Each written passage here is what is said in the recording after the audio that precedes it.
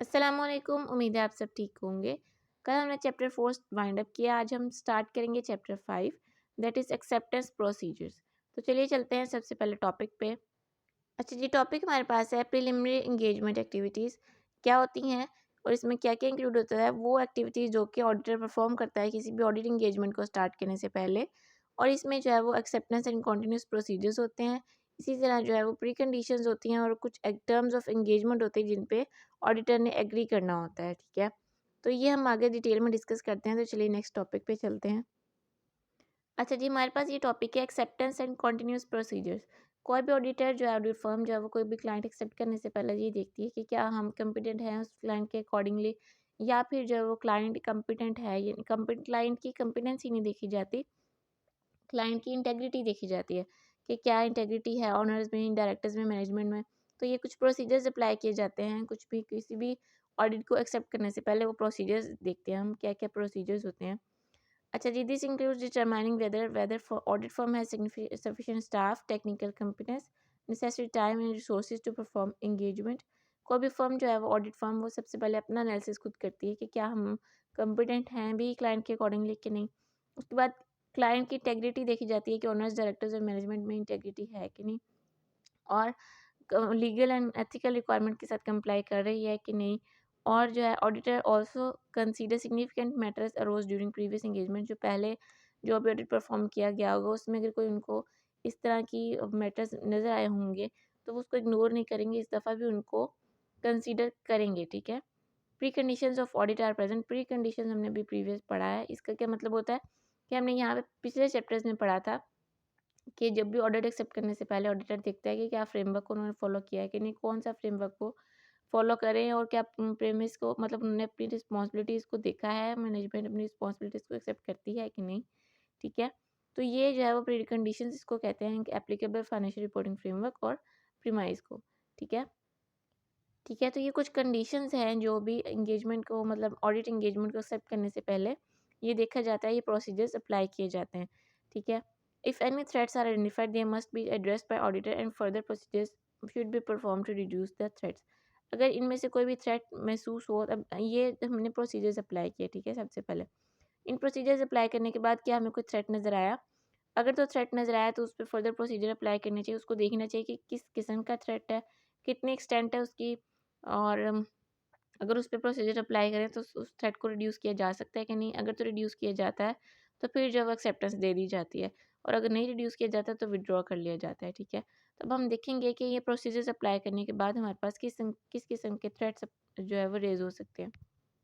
अच्छा, ये थ्रेट्स जो है हमारे पास दो टाइप के हो सकते हैं। Self interest threat to compliance with principle of integrity and professional behaviour, and second है self interest threat to compliance with principle of professional competence and care. ये जो सेकंड वाला है ये ऑडिट फर्म से रिलेटेड है, और जो फर्स्ट वन है वो क्लाइंट से रिलेटेड है। इसको हम इस टेबल में डिस्कस करते हैं डिटेल से। ये दो थ्रेट्स है हमारे पास, प्रोफेशनल बिहेवियर से रिलेटेड जो कि क्लाइंट से रिलेटेड है, और दूसरा जो है वो ऑडिट फर्म से रिलेटेड है, कंपिटेंस एंड ड्यू केयर के लिए। अगर तो ये थ्रेट अराइज़ होगा तो हम ये वाले फैक्टर्स देखेंगे कि कितनी हद तक जो है वो ये थ्रेट है, और उसके बाद हम उस पे प्रोसीजर्स अप्लाई करेंगे कि थ्रेट को रिड्यूस किया जा सके। ठीक है, ये हम देखते हैं कि क्या हो सकता है कि सबसे पहले जो है वो नॉलेज एंड अंडरस्टैंडिंग होनी चाहिए क्लाइंट की, उसके ओनर्स, मैनेजमेंट और दो साजिद गवर्नेंस की, तभी जो है वो अच्छे से परफॉर्म किया जा सकता है। उसके बाद क्लाइंट्स कमिटमेंट होनी चाहिए। कोई भी अगर इश्यूज आ जाए तो उसको एड्रेस करने के लिए, उससे डील करने के लिए क्लाइंट की जो है वो कमिटमेंट होनी चाहिए।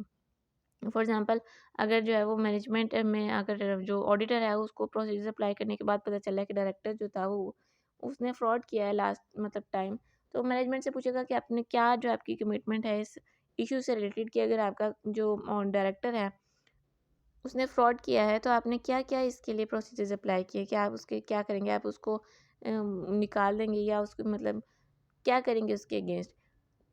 और क्लाइंट अगर कहता है कि हम जो है वो ऑडिट के बाद देखेंगे, सोचेंगे, अभी जो है वो हम उसको नहीं निकाल सकते, तो ऑडिटर जो है वो वहीं पे ये अंदाज़ा लगा लेगा कि यहाँ पे क्लाइंट ने जो है वो कोई भी कमिटमेंट जो है वो उनकी नहीं है इस तरह की इश्यूज़ को डील करने की। ठीक है, तो इसके लिए वो क्या करेगा, प्रोफेशनल क्लियरेंस लेटर भेजेगा प्रीडिसेसर ऑडिटर को, जिस ऑडिटर ने पहले ऑडिट परफॉर्म किया था, और ऑब्टेन करेगा इन्फॉर्मेशन अदर सोर्सेज से भी कि जो भी थ्रेट्स अराइज हो गए हैं उनको रिड्यूस करने के लिए वो प्रीडिसेसर ऑडिटर से भी कम्युनिकेट करेगा और अदर सोर्सेज से भी इंफॉर्मेशन लेने की कोशिश करेगा। ठीक है, नेक्स्ट हमारे पास थ्रेट है जो कि क्लाइंट के मतलब ऑडिट फर्म से रिलेटेड है कि अगर वो कॉम्पिटेंट नहीं है तो क्या क्या इश्यूज हो सकते हैं, किस लेवल का थ्रेट हो सकता है, उसको किस फैक्टर्स पे बेस करते हैं, वो किस फैक्टर से जज किया जा सकता है, वो ये फैक्टर्स हैं।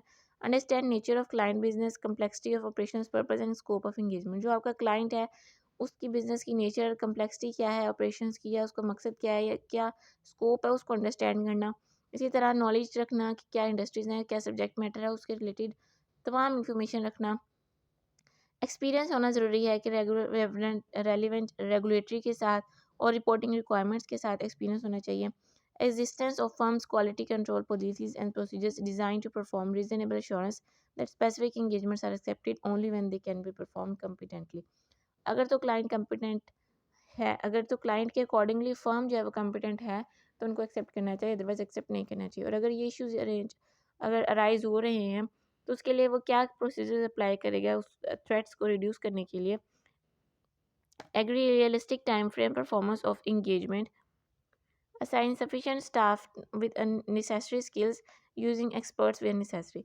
एक तो ये है कि जो स्टार्ट में अगर आप फर्स्ट ऑडिट कर रहे हैं तो आपको रियलिस्टिक रहना चाहिए टाइम के अकॉर्डिंगली कि इतना टाइम लग जाएगा तो हमें उसके अकॉर्डिंगली प्रोसीजर्स अप्लाई करने पड़ेंगे।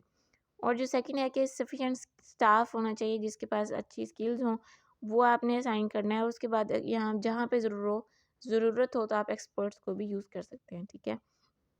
ये तो हमारे पास थ्रेट्स और ये उससे फैक्टर्स और ये प्रोसीजर्स थे जिसकी वजह से उन थ्रेट्स को रिड्यूस करने की कोशिश की जा सकती है। अगर तो वो थ्रेट जो है वो रिड्यूस हो गए हैं तो फिर जो है वो क्लाइंट कैसे, ऑडिट फर्म जो है वो कैसे एक्सेप्ट करेगी वो देखते हैं। ये हमारे पास auditors procedures after accepting client या एंगेजमेंट, ठीक है। जब एक्सेप्ट कर लिया तो क्या क्या प्रोसीजर्स होंगे, कम्युनिकेट किया जाएगा, ऑडिटर जो वो अपनी कंसेंट शो कराएगा कि आई एग्री और मैं एक्सेप्ट करता हूँ।